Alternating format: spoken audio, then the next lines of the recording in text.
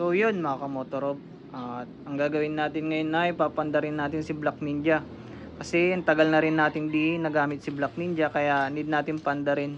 Kasi baka mag-discharge yung battery niya, masira. Kasi yung old na battery niya nasira na. 3 weeks or 1 month yata na hindi ko siya napandar, hindi ko nagamit. At yun, nung papandarin ko na para painitin man lang para umandar. At ang problema, di na kaya nung battery, nag-discharge yata kako. Then chinarge natin yung battery, at nung na full charge naman na, wala pa rin, di pa rin kaya pandarin. So yun, nagpalit na ako ng battery. Kaya ngayon, kahit hindi ko masyadong nagagamit si Black Ninja, every 1 week o 2 weeks papandarin ko na siya para di malobat yung battery at di mag-discharge, di masira. So yan, cold start na natin si Black Ninja. Sana 1 click.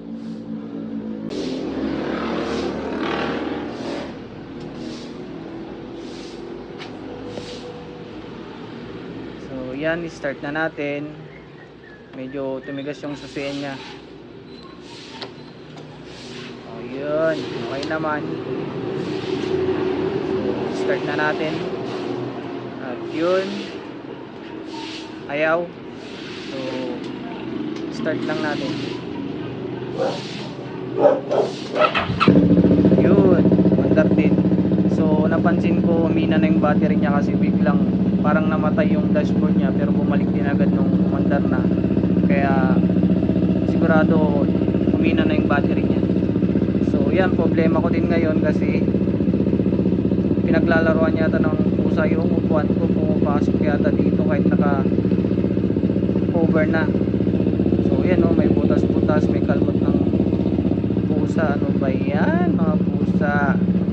So ang gagawin ko mamaya, pag i-cover ko ulit, lalagyan ko na lang ng karton dyan, tapos lalagyan ko pabigat para hindi pa kapasok yung mga pusa. So yan,